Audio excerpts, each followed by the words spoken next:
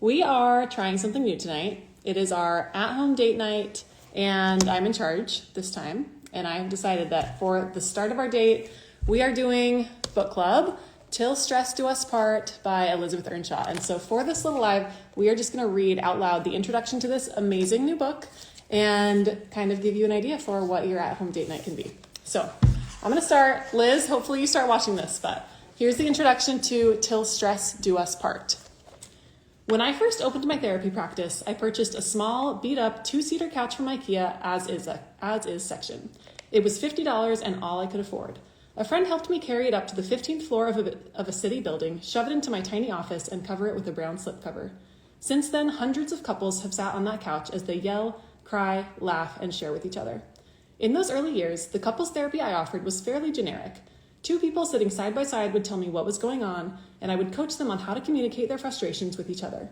While these skills are certainly important, the couples I was working with would come back week after week, sometimes year after year, complaining that while things had gotten better in some ways, they were still arguing in the same manner when things got difficult.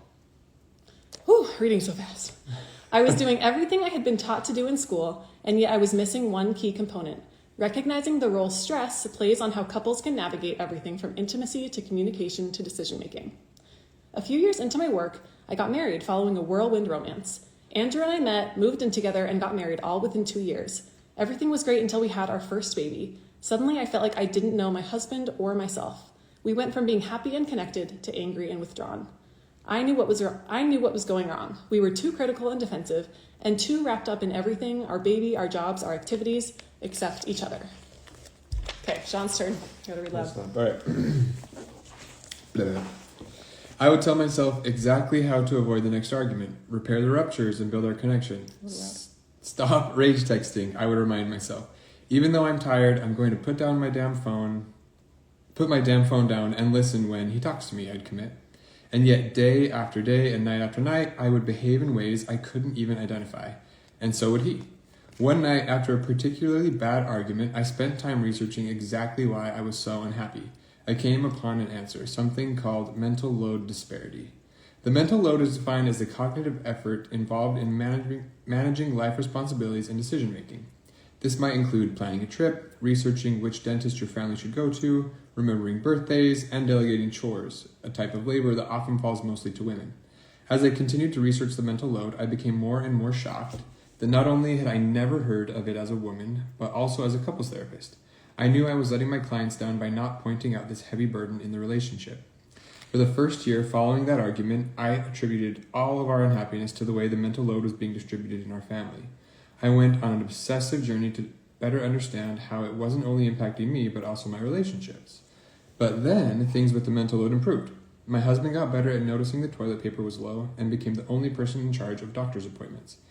Yet, as I became less and less burdened with managing our lives, we still faced fairly challenging arguments and points of disconnect. I was frustrated. If the communication skills I was taught in school and the mental load research I had so strongly grasped onto weren't making as big of a change in my relationship as I had hoped, what would? Were we doomed? Then the pandemic hit. Everything in our lives changed drastically without notice, and my husband and I were grasping at straws to maintain our jobs, show up as loving parents, and take care of each other. I experienced a paradigm shift. I realized it didn't matter how much I knew about relationships because if I was stressed out and overwhelmed, the skills I had weren't going to improve my marriage. Similarly, teaching couples communication skills in therapy wouldn't help if underneath it all was stress and overwhelm. Having nice conversations solves nothing when you're drowning. Okay, repeat this line. So good. Having nice conversations solves nothing when you're drowning. Again, we're doing a little Liz Listens book club, just reading the introduction out loud with you all. Our relationship was sinking in a Swiss cheese canoe. Ugh. There were many holes, one being the unfair distribution of tasks caused by too much stress in our lives. Not only would we need to improve how we distributed tasks, we would need to consider how many tasks we took on and how we coped with our burdens. As I met with couples during this time, I started to realize something. Stress was the cause of so many of their issues. The way they argued and the way they let each other down was only the tip of the iceberg. When you looked beneath the surface, stress was fueling the behavior they detested. In graduate school, we learned very little about how stress influences relationships. Sure, we spent some time learning how it impacts our bodies and therefore our minds, and when it came to relationship work, we were mostly focused on skill building. Our class is focused on teaching couples how to speak, listen, and compromise, but not how to identify the role stress played in their inability to do any of those things. Every week, couples come into my office blaming their relationship issues for their stress, when in reality, their stress is often to blame for their relationship issues. Is that highlighter? It's so good. Often their stress, so they come into couples therapy saying that blaming their relationship issues for their stress, when in reality, their stress is often to blame for their relationship issues. Again and again, couples share that they are failing. There aren't enough hours in the day to lean in at work, practice attachment parenting, show up for their Peloton ride, and take the dog for a walk, let alone take time to connect with their partner. Prior to the pandemic, divorce rates were down. People were working to keep their marriages together and relationships were thriving. Since the pandemic, I've witnessed an unraveling in my office. Couples are struggling more than ever. They are struggling with each other, yes, but when it comes down to it, it's because they are struggling with life. We are living through global crisis after global crisis, and this has created much of our relationship crises. People are unable to connect. They feel lonely, depressed, and unfulfilled in their relationships.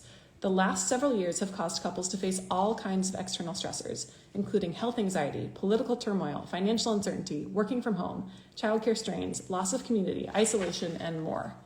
This is so true to what I see in my sessions as well. Okay. According to the American Psychological Association's 2022 Stress in America poll, Americans are more stressed than ever. In particular, families are suffering, with 70% of parents saying that they believe they are under extreme stress when it comes to the development of their children and fears for their children's futures. Check.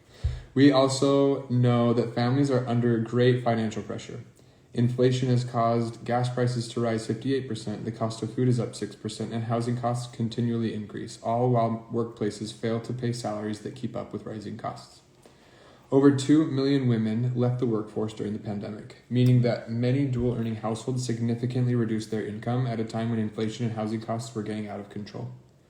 More people than ever are unhappy with their jobs. Whether you call it the Great Resignation or quiet quitting, it's clear that people are leaving their workplaces in droves only to find themselves more uncertain about where to go next to find the financial stability they crave. And on top of collective grief, instability, and workplace stress, people continue to navigate common personal stressors like parenting, health, domestic duties, and managing daily life. People are drowning, and at the same time, they are being told they should be thriving.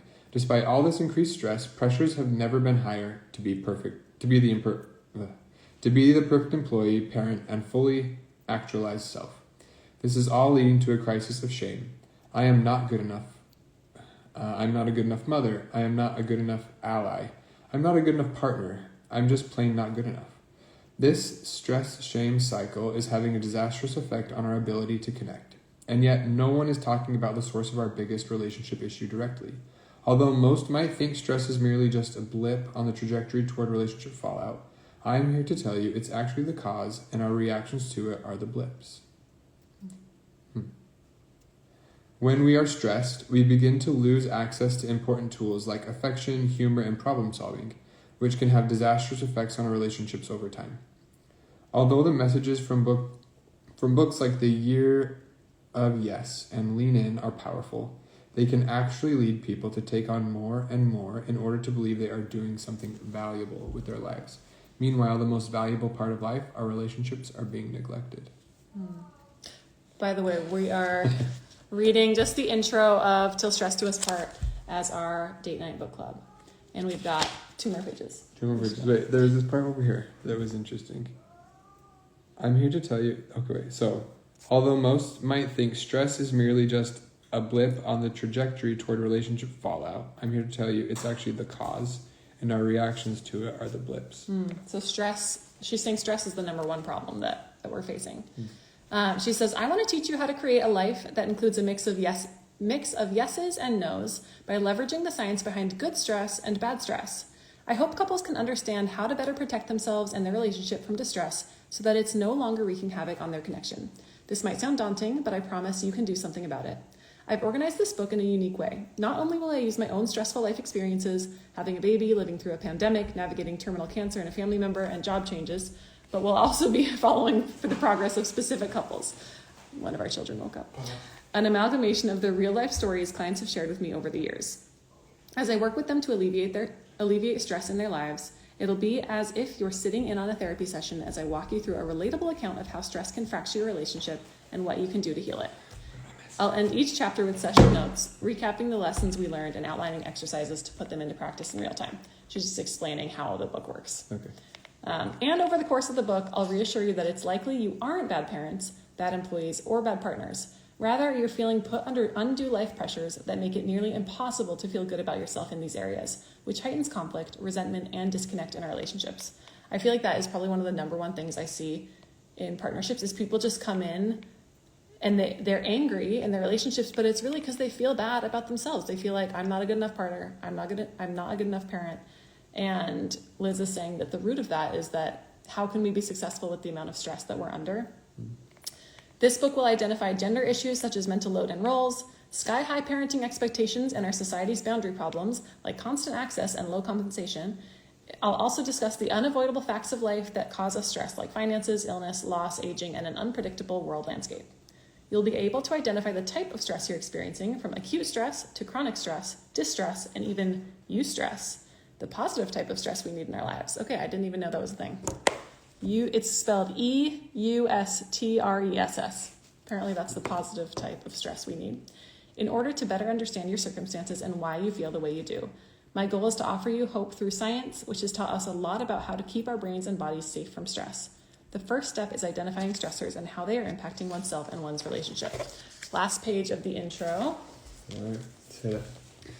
I'll also help you start seeing the aha moments in the unexpected ways in which you're actually playing a role in your own stress. You might not even realize it, but the time and energy you put into finishing that project or not setting correct boundaries are all fanning the flames of the stress fire. Our high-stress society is impacting our emotional, sexual, intellectual, spiritual, and emotional intimacy. And I'm going to show you how to let go of all the pressures and expectations and do less in order to save what's most important, our relationships. I'll share solutions to protect you and your relationships from stress. You'll learn how to self-soothe, recognize when your body's reactions are flooding you, and understand why boundaries are critical in protecting our relationships. I'll even share communication strategies you can use in real time to start advocating for yourself and navigating your differences. Stress is inevitable, but it doesn't have to consume your life or your relationships. If you're feeling defeated and unsure what to do to save your relationship, this book will give you the tools to take action now. So that was the intro to Til Stress Do Us part. For our at-home date night, we're just doing like a couples book club, and we just started this one tonight. So that's a recommendation for you. What do you feel like causes the most stress in our life? Most stress? Yeah. Parenting? Yeah. It's really hard to balance all the, everything that comes along with parenting. And what you want out of parenting, what I want out of parenting, what we both think or don't think is important for our kids. It's just, a lot. I agree. Actually, the Paired Act came out with a little study this week. They posted about how I think only 36% of parents said that having kids improved their relationship, which is a lot, saying that it added a ton of stress. I posted that on my stories today, their poll about that. But anyway, if you were here, hope you enjoyed it. And Liz, amazing book. I can't wait to read more at our next date. Now you have to tell them what we're doing next. Oh, our next part of our date. Yeah. Okay, the next part of our date is we're doing this paint by number. It's upside down. One of those paint by number things. And then I made this disgusting mocktail. It's so gross. It's like orange soda and sugar on top of sugar. Yeah, it was disgusting. So don't do that. But have an awesome Friday night.